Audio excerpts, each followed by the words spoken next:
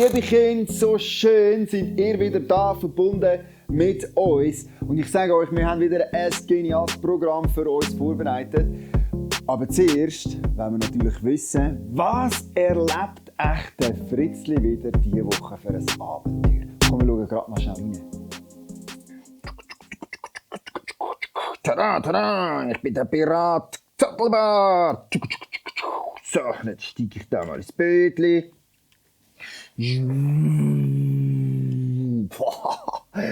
Hey, das wär's ja mal, du. Ein Abenteuer, ein richtiges Abenteuer mit einem Pirat erleben. Oh, das wär.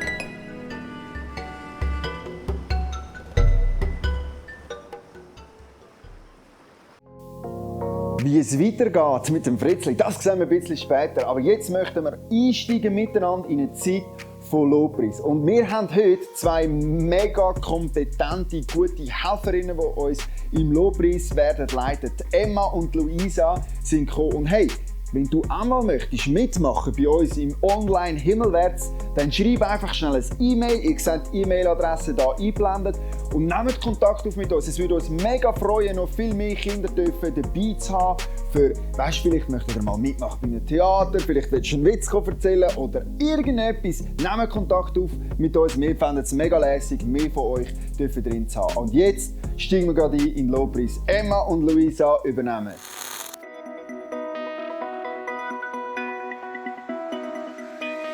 Die treibende Kraft in meinem Leben bist du. Darum stehe ich auf, ich strecke mich aus nach dir. Lauf auf dem Weg, wo du gehst, ich komm mit. Vertrau auf deinen Plan, verlass mich ganz auf dich. Ich vertraue dir. Leben an, du bist der Fels, wo ich drauf stehe. Ich weiss mich ganz in deiner Hand für immer. Ich vertraue dir mein Leben an, du bist der Fels, wo ich drauf stehe. Ich weiss mich ganz in deiner Hand für immer. Die treibende Kraft in meinem Leben bist du. Darum stehe ich auf, ich strecke mich aus nach dir. Lauf auf dem Weg, wo du gehst, ich komm mit. Vertrau auf deinen Plan, verlass mich ganz auf dich. Ich vertraue dir mein Leben an, du bist der Fels, wo ich drauf stehe. Ich weiss mich ganz in deiner Hand für immer. Ich vertraue dir mein Leben an, du bist der Fels, wo ich drauf stehe. Ich weiss mich ganz in deiner Hand für immer. And run on.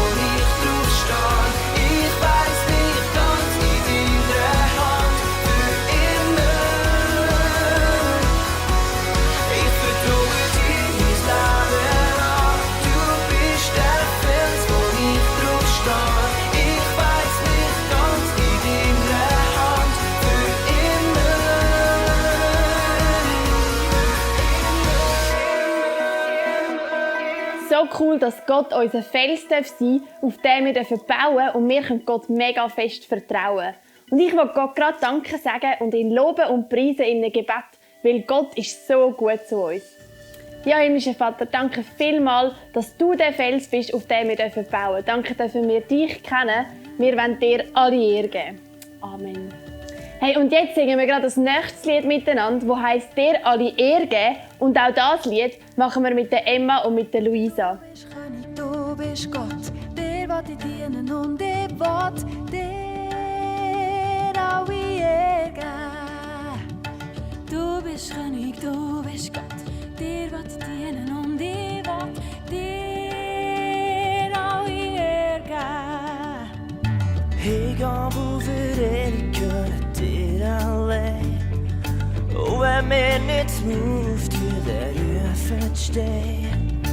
Du bist König, du bist Gott, dir will ich dienen und dir will dir alle Ehre geben.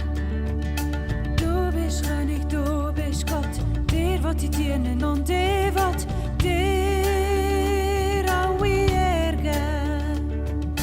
Dit verreden wat in niet de stenen laat.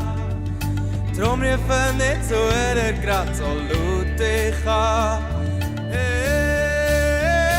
Du bist Vater, Schöpfer, Herrscher über das Universum, dir will ich alle Ehre geben. Du bist Vater, Schöpfer, Herrscher über das Universum, dir will ich alle Ehre geben.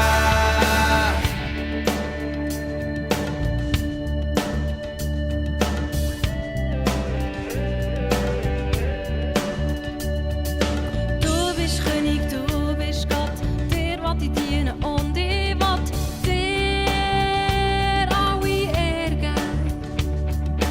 Du bist König, du bist Gott, dir will ich dienen und ich will dir alle Ehre geben.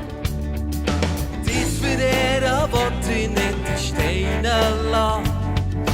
Drum riefen nicht zu dir grad so laut ich kann.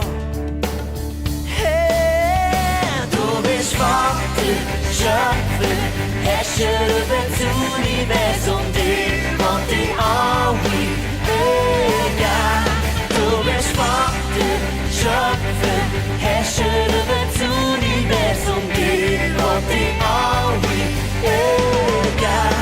Du bist Vater, Schöpfer, Herrscher über das Universum, dir will ich alle Ehre geben. Du bist Vater, Schöpfer, Herrscher über das Universum, dir will ich alle Ehre geben.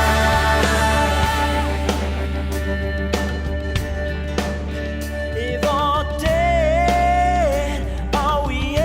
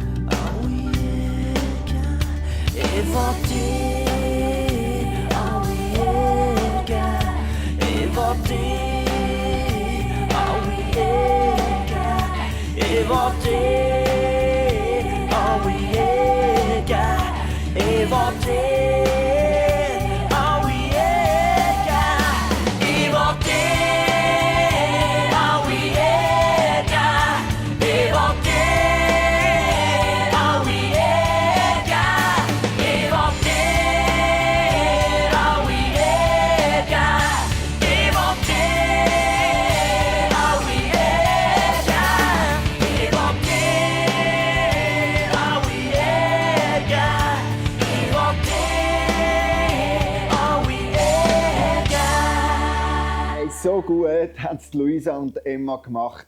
Wir sollten ihnen schon fast einen Applaus geben, gell? Sie hören es zwar nicht, aber machen wir jetzt trotzdem. Danke euch, Frau, haben wir das mit uns gemacht. Jetzt kommt dann gerade Céline, unser Erklärbär, und ihr dürft es euch schon mal bequem machen. Es ist jetzt Geschichtli-Zeit.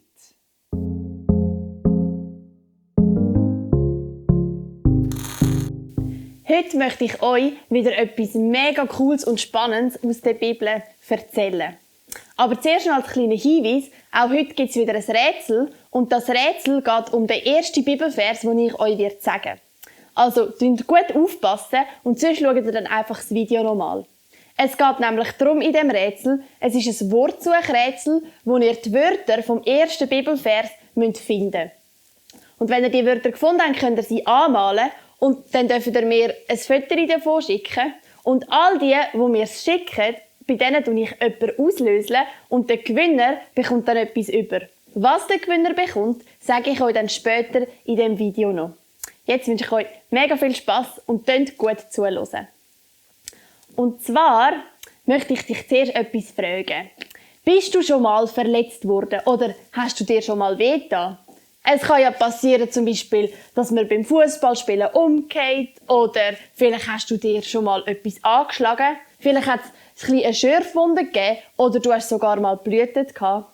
Wir können uns ja verletzen an verschiedenen Sachen und dann gibt es eine Wunde und das sind körperliche Verletzungen. Aber hast du gewusst, wir können andere Menschen auch anders verletzen als nur körperlich. Dann sieht man die Wunde nicht so gut, aber die Person ist gleich verletzt worden. Und zwar kann man mit Wort jemand anders verletzen. Wenn zum Beispiel ich jemand anderem etwas mega Gemeines sage, dann ist die Person verletzt worden und man sieht zwar keine Wunde, die blutet, aber es hat gleich eine Wunde gegeben und die Person ist verletzt und es hat ihr wehgetan. Und heute wollen wir nämlich zusammen anschauen, was man mit Wort alles machen kann, nämlich eben andere Menschen auch verletzen. Wir reden ja jeden Tag mega viel schwätzen. Die einen Leute reden ein bisschen mehr reden und die anderen ein bisschen weniger. Aber wir brauchen alle ganz viel Worte den ganzen Tag. Ich habe mal nachgeschaut und Menschen brauchen ungefähr am Tag 16'000 Wörter brauchen. Das sind mega viele Wörter. Und dazu wollte ich euch gerade mal eine Bibelstelle vorlesen. Das ist die Bibelstelle, wo es dann im Rätsel darum geht. Und zwar steht die in Sprüche 15, Vers 4. Da steht, ein freundliches Wort schenkt Freude am Leben, aber eine böse Zunge verletzt schwer. Da steht also, wenn wir etwas nett und freundlich sagen, dann bringt das dieser anderen Person Freude am Leben. Aber wenn wir etwas Böses und Gemeines sagen, dann kann das die Person mega fest verletzen. Und ich habe ja gesagt, wir reden ungefähr 16'000 Wörter am Tag reden. Das ist mega, mega viel. So viele Wörter und wir haben also so viele Möglichkeiten, wo wir mega viele nette Wörter sagen können, aber wir haben genauso viele Möglichkeiten, wo wir gemeine und böse Sachen sagen können, wo andere verletzen. So viele Möglichkeiten also. Und man sieht, entweder können wir gute Wörter brauchen oder schlechte Wörter. Und da kommt mir gerade in den Sinn, der Fritzli hat auch mal etwas erlebt, wo in diese Richtung geht. Wir wollen doch gerade mal schauen, was er da erlebt hat, wo auch mit Wörtern zu tun hat. Uno! Ha! Hey! So, da hast du das Uno. Du bist mega dumm im Fall. Das ist nicht lustig. Schau mal, wie viel ich aufnehmen muss. Ich habe ja nicht extra die Karte gehabt. Du bist so fies. Ich tu nie mehr in meinem ganzen Leben mit dir spielen. Du nervst. Kommt euch die Situation, die der Fritzli erlebt hat, bekannt vor? Also mir schon ein bisschen. So schnell passiert es ja, dass man genervt ist oder hässig auf etwas, nicht einmal auf eine andere Person vielleicht. So wie der Fritzli ist man vielleicht einfach hässig, weil man im Spiel am Verlieren ist. Und schon ist man gemein zu anderen und sagt Sachen, die man eigentlich doch gar nicht hat sagen. So schnell passiert, wie es am Fritzli passiert ist, dass wir böse Worte sagen. Und wie wir gesehen haben, so gemeine und böse Worte können andere Menschen mega fest verletzen. Und wir wollen dazu gerade noch einen anderen Bibelvers anschauen. Und zwar steht der in Jakobus 3, Vers 10. Da steht nämlich, Segen und Fluch kommen aus ein und demselben Mund.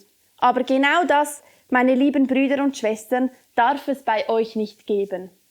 Da steht also, dass wir gleichzeitig aus dem gleichen Mund sagen und Fluch reden. Vorher, im Worship, haben wir das Lied «Der alle Ehre geben» gesungen. Wir haben Gott mit unseren Wörtern, mit unserem Mund alle Ehre gegeben. Wir haben ihn gelobt und gepriesen, wir haben ihm gesagt, wie gut er ist. Und gleichzeitig kann es so schnell passieren, dass wir also aus unserem Mund Gott loben, also sozusagen sagen. Und nachher kann es so schnell passieren, dass wir wieder etwas Blödes sagen oder gemeine Wörter. Aus dem gleichen Maul also, so wie es in dem Vers steht, wie wir Gott loben und sagen sprechen, aus dem gleichen Wort sagen wir gemeine Sachen. Also Sagen und Fluch kommen aus dem gleichen Wort, aus dem gleichen Maul. Und es steht da, dass wir nicht Menschen sein sollen, die gute und nette und gleichzeitig dann mega schnell auch wieder gemeine Sachen sagen. Aber vielleicht denkst du jetzt, das ist ja mega schwierig. Und es ist wirklich mega schwierig, dass wir nicht gemeine und böse Sachen sagen. Wie wir es beim Fritzli gesehen haben, so schnell passiert es. Und auch bei mir passiert es so schnell, dass man vielleicht genervt ist und dann sagt man etwas, was man eigentlich gar nicht sagen wollte und wo einem dann mega leid tut, aber die andere Person hat es leider schon verletzt.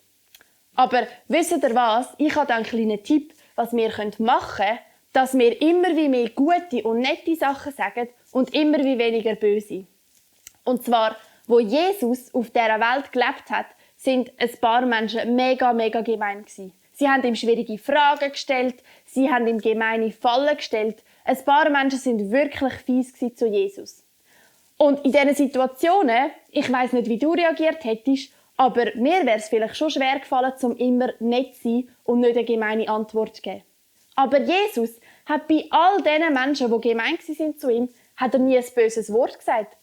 Er war nie gemein, er hat nie etwas gesagt, das sie verletzt hat. Jesus hat als Mensch auf dieser Welt gelebt und Menschen sind böse, aber er hat nie etwas Falsches gesagt. Darum, Jesus weiss, wie es uns geht. Er weiss, wie schwierig das einmal sein kann, um nicht etwas Gemeines zu sagen. Aber der Unterschied zu uns ist, er hat nie etwas Gemeines gesagt. Und darum können wir zu Gott beten und Gott darum bitten, dass er uns hilft, dass wir wie Jesus nichts Gemeines sagen, sondern dass wir Wörter sagen dürfen, die gut sind, die nett sind und die anderen Freude am Leben bringen und wo sie nicht mega fest verletzen. Wir können Gott darum bitten, dass wir immer wie mehr gute Wörter sagen und immer wie weniger schlechte. Dass von diesen 16'000 Wörtern am Tag viel mehr gut sind als schlecht. Wir können Gott um seine Hilfe bitten. Und ich mache doch das gerade. Und auch du kannst, wenn du am Morgen zum Beispiel aufstehst, kannst du Gott darum bitten, dass er dir hilft, in schwierigen Situationen nette und gute Wörter zu sagen und nicht Wörter, die andere verletzen. Oder wenn du in einer schwierigen Situation bist, kannst du das auch gerade beten. Und ich bete gerade zu Gott, dass er uns bei dem hilft. Ja, himmlischer Vater, danke so vielmal, dass du, Jesus, nie etwas Gemeines gesagt hast zu anderen. Du bist so ein gutes Vorbild. Und ich bitte dich, dass du uns hilfst in schwierigen Situationen, dass wir nichts sagen, wo andere verletzt, sondern dass wir gute und nette Wörter brauchen dürfen, die anderen Freude am Leben bringen. Amen. Hey, und jetzt wünsche ich dir mega viel Spass beim Rätsel ausfüllen. Wie gesagt, wenn du nicht mehr genau weißt, wie der Bibelvers gegangen ist, kannst du das Video einfach nochmal schauen. Und jetzt geht es nämlich schon weiter mit dem nächsten Teil vom Video. Und zwar wollen wir schauen, wie es am Fritzli dann so geht, heute in seiner Fantasiewelt. Tada, tada, ich bin der Pirat Zottelbart. So, jetzt steige ich da mal ins Bötli.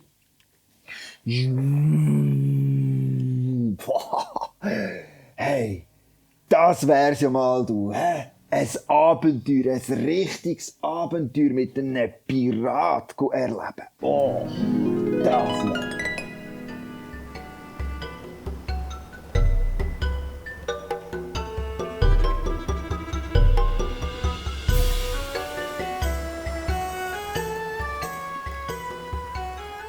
Hey, der Pfanne mal, was mit einem veräppeln? Du! So, sorry. So. Bist du ein richtiger Pirat? Natürlich! Freibeuter, Pirat, was du willst. Und was bist du für ein Landratte? Ich bin der Fritzli. Aber Pirat, wie heisst denn du? Ich bin der Gross, der Mächtig. Pirat, Captain Dingsbums. Captain Dingsbums? Ja. Wow, hey, hast denn du schon viele Abenteuer erlebt? Ja. Mehr als du dir jemals könntest vorstellen. Captain Dingsbums? Ja. Gibt es die Möglichkeit, echt, dass ich eventuell vielleicht mal mit dir auf so ein Abenteuer könnte mitkommen? Landratten wie du. Bitte! Hey, ich mache auch gar keinen Seich. Ich verspreche es, ich mache alles, was du willst. Ich tue Fisch ausnehmen und Enten würgen. Was du willst, ich mache, was man machen muss. Entenwürger. Das, du hast gerade Glück, bei mir ist gerade eine Stelle frei geworden. Wirklich? Ja, und einer wie dich, kann ich mir noch vorstellen, ist dafür geschaffen. Yes! Was ist es? Was darf ich mit dir machen? Du könntest mein Navigator sein. Navigator? Ja, nimm das mal. Wow, was ist denn das? Das ist der Kompass. So gut, mega cool. Und was für ein Abenteuer gehen wir erleben? Wir gehen ein Monster jagen. In die unendlichen Weiten. Ich bin schon seit Ewigkeiten am Jagen. Und du wirst mir helfen. Okay, aber sag mal, hast denn du ein richtig cooles Piratenschiff? Ja, so einen 5-mastigen, unendlich grossen Galeere. Ja, und Okay. Mit Kanonen? mit Kanonen. Es hat unendlich Kanonen drauf. Du kannst sie gar nicht zählen. Wow, mega cool. Komm, können wir gerade jetzt gehen, Captain Dingsbums. Warte noch schnell. Ist gut. Okay. Die Ente ist weg, wir können gehen. Boah, hast du Mundgeruch, du? Boah, aber ich denke, das müssen Piraten halt haben, gell?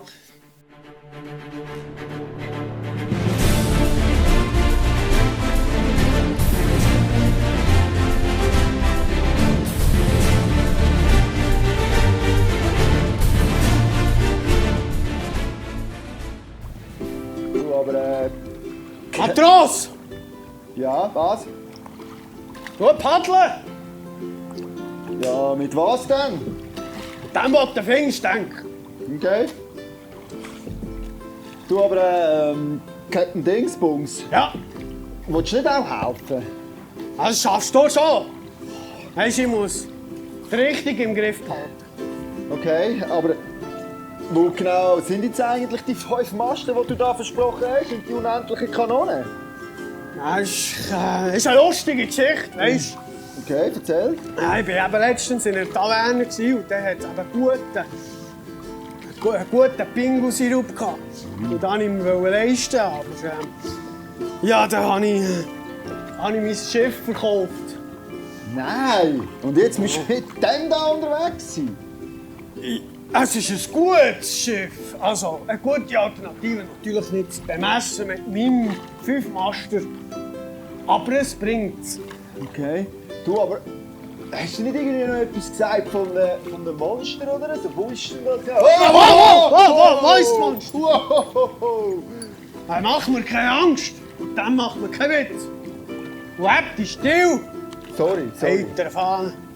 Warum sind wir noch nicht bewegt? Ja, sorry, Entschuldigung. Es ist anstrengend, weißt du? Also schaffst du schon, du bist geboren für das. Okay.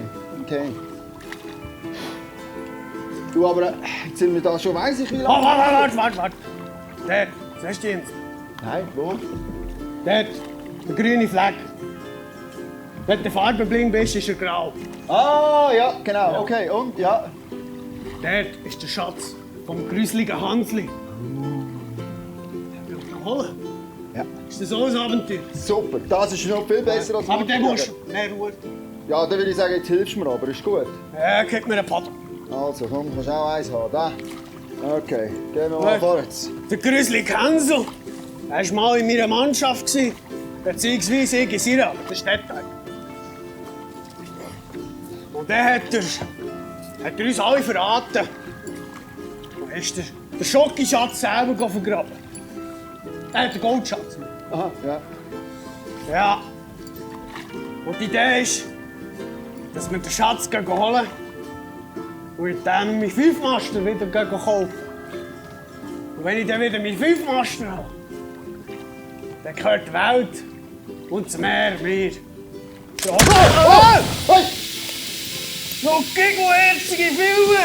Was machst du? Oh, ich würde sagen, das Abenteuer ist vorbei. Ich gehe gleich wieder heim. Nein! Ciao, Captain. Noch bleibst du hier! Platsch! Ui, du. So Piraten ist schon cool. Aber auch mega anstrengend. Die sind schon fies, so Piraten. Hä? Ja, ich glaube, ich tue lieber da ein bisschen mit meinen Playmobil spielen.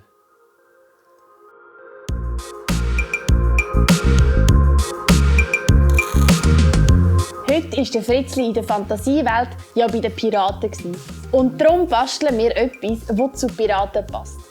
Ein richtiger Pirat hat ja eine Schatztruhe und darum basteln wir heute eine Schatztruhe. Für das braucht ihr eine leere Eierschachtel, wo 6 Eier drin Platz haben. Ihr braucht eine braune Farbe und noch ein bisschen gelbes Papier. Zuerst müsst ihr schauen, dass ihr bei den Eierschachteln alle Etiketten und Zettel, die es drauf hat, wegbringt, weil sonst sieht man das dann, wenn ihr drüber malt. So wie zum Beispiel da hat es noch eine Etikette und die könnt ihr dann ganz einfach wegnehmen und wegrühren. Und so sieht es nachher nämlich ein bisschen schöner aus. Dann habe ich braune Farbe genommen, die ganz gut deckt. Ich habe jetzt Acrylfarbe genommen, aber es geht sicher auch mit anderen braunen Farben. Wasserfarbe deckt wahrscheinlich zu wenig. Und dann habe ich, wie ihr hier seht, einfach probiert, überall das Braun, also die Schatztruhe anzumalen mit brauner Farbe. Also ich habe wirklich vorne und hinten und auch das Teil hier, dass es überall schön braun ist und dass man den Karton der Eierschachtel eigentlich gar nicht mehr sieht. Dann könnt ihr das trocknen lassen und noch einen kleinen Tipp zum Trocknen lassen. Man sollte ja schauen, dass möglichst wenig dann drankommt, wenn man es abstellt. Und darum habe ich es so umgelegt. Und so hat das dann mega schnell und mega gut getrocknet. Dann, wenn die braune Farbe trocken ist, könnt ihr weitermachen. Und zwar braucht eine coole Schatztruhe ja auch noch Scharnier, dass es cool aussieht. Für das habe ich 2 etwa 1 cm breite Streifen aus gelbem Papier abgeschnitten. Wenn ihr goldiges Papier habt, ist das natürlich noch cooler. Und dann habe ich da einfach in einem gewissen Abstand geschaut, dass es etwa passt. Bei beiden habe ich schwarze Kreisli drauf gezeichnet und mit einem Weissleim habe ich dann die beiden Streifen einfach so da drauf geklebt, auf die Eierschachtel.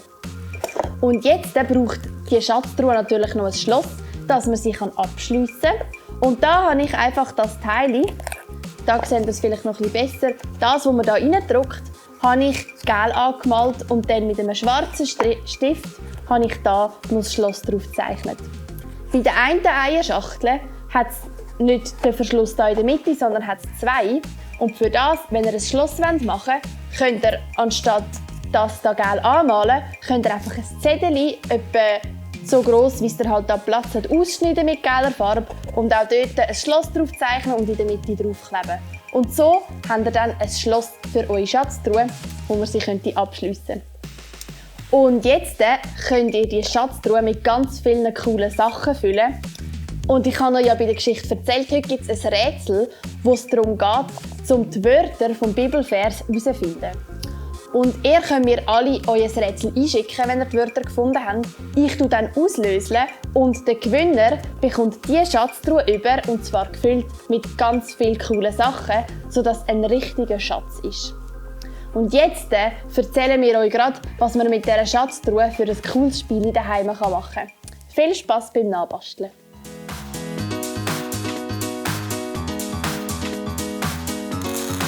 Wir haben jetzt ja die Schatzkiste gebastelt und ich habe euch ja gesagt, dass ich euch noch zeige oder erzähle, was man damit für ein Spiel machen kann. Und wir zeigen euch das nämlich gerade. Ich verstecke die Schatzkiste irgendwo im Kreuzpunkt und der Micha muss sie finden. Und das könnt ihr auch machen. Ihr könnt sie daheim irgendwo verstecken und jemand anderes muss dann die Schatzkiste halt finden. Bist du bereit? Ich bin bereit. Sehr gut. Also geh mal. Dann gehe ich sie verstecken. Und ich komme sie nachher suchen. Du kommst sie suchen, okay. Exakt. Also, Achtung, fertig, los. Muss ich auf 10 zählen? Zähl doch auf 10, ja. Ich tue auf 10 zählen. Also 1, 2, 3, 4, 5, 6, 7, 8, 9, 10. Ich komme!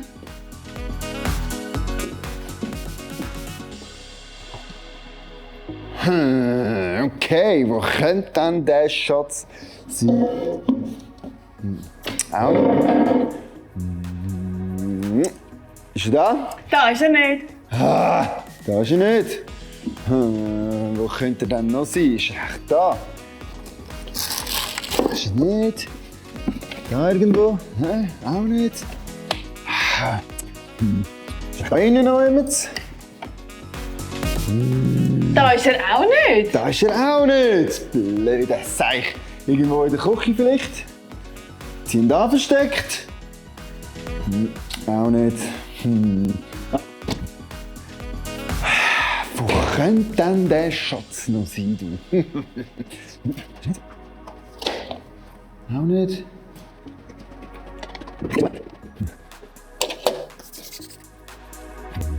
Ist da irgendwo? Auch nicht. Ist da irgendwo? Ist da unten noch jemand? Das ist er auch nicht. Da ist Ich er habe überlegt, wo könnte ein Schatz versteckt sein? Wo könnte der Schatz noch... Ah, ich habe eine Idee. Vielleicht da hinten noch jemand, da in diesem Ecke noch. Das geht da gar nicht auf, hä? Oder da... Wo ist der blöde Schatz? Sag du. Wo ist echt ein Piratenschatz? Natürlich, der muss ja fast im Piratenschiff sein. Der kann ja gar nicht anders sein als im Piratenschiff, oder? Und? Sieht das aus?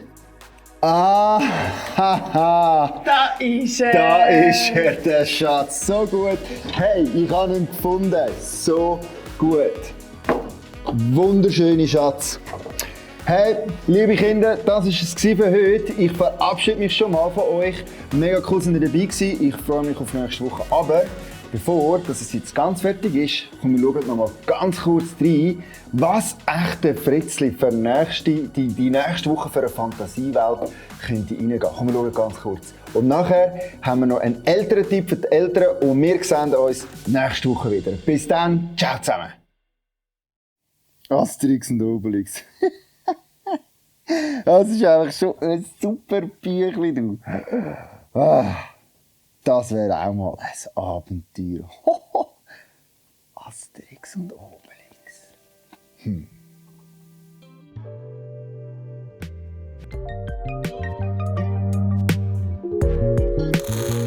Liebe Eltern, auch heute gibt es nochmal einen Elterntipp. Und wie eines mehr, wir sind in dieser Serie drin, Weisheit, weise Entscheidungen treffen. Und nochmal ein Tipp oder eine Idee für uns Eltern zum weise Entscheidungen treffen. Und das ist etwas, was wir manchmal vielleicht ein bisschen vergessen, wenn wir in unserer Funktion als Eltern unterwegs sind. Nämlich, das ist folgender Tipp: Achte auch auf dich selber. Sorg dir selber auch. Wir sind manchmal sehr mit unseren Kindern beschäftigt, was sie brauchen, was sie haben, was sie müssen, was sie sollten. Dass wir manchmal vergessen, uns selber auch Sorge zu haben. Und ich bin fest davon überzeugt, dass gute Eltern gelernt haben, auch sich selber Acht zu geben. Weil wenn du selber fit und gut unterwegs bist, ist es viel einfacher, um in dieser Rolle als Eltern unterwegs zu sein. Also was meine ich genau mit Achte auf dich selber? Damit meine ich, und da muss ich mich selber auch immer wieder fest an der Nase nehmen, als Eltern ist es so wichtig, dass wir zum Beispiel genug schlafen. Ja, fangt schon nur mit dem an, gell? Das ist einfach Weisheit, als Eltern zu verstehen, was brauche ich. Und da gehört gesunder Schlaf dazu, gesunde Ernährung gehört dort dazu. Irgendwie eine aktive Lebenseinstellung beizubehalten. Also Sport auf irgendeine Art und Weise, vielleicht bist jetzt du gerade nicht so die Sportliebhaberin, das ist auch okay. Finde irgendetwas raus, vielleicht ist es mehr dein Ding laufen. Aber ich denke, das ist so wichtig, dass wir Eltern verstehen, hey, wir sind die besten Eltern, wenn wir uns auch selber Sorge haben. Manchmal könnte man sich eigentlich selber ein bisschen wie ein Kind betrachten. Und das ist ganz ein gutes Instrument. Vielleicht hast du nicht die besten Eltern selber gehabt. Du hast jetzt die Chance, um dir selber Eltern zu sein. Also, was braucht der Micha von morgen am Morgen? Der Micha braucht von morgen am Morgen genug Schlaf, er braucht gute, gesunde Ernährung und er braucht Bewegung. Und ich kann mir selber jetzt Sorge haben. Ich habe keine Eltern mehr, ich habe noch Eltern natürlich, aber die haben nicht mehr die Rolle von Eltern. Und ich kann die Rolle selber auch übernehmen. Das ist, was es bedeutet, sich selber Acht zu geben als Eltern. Weisheit für uns angewendet. In diesem Sinne wünsche ich euch viel Spass beim Sorge haben euch selber und bis zum nächsten Mal. Ciao zusammen.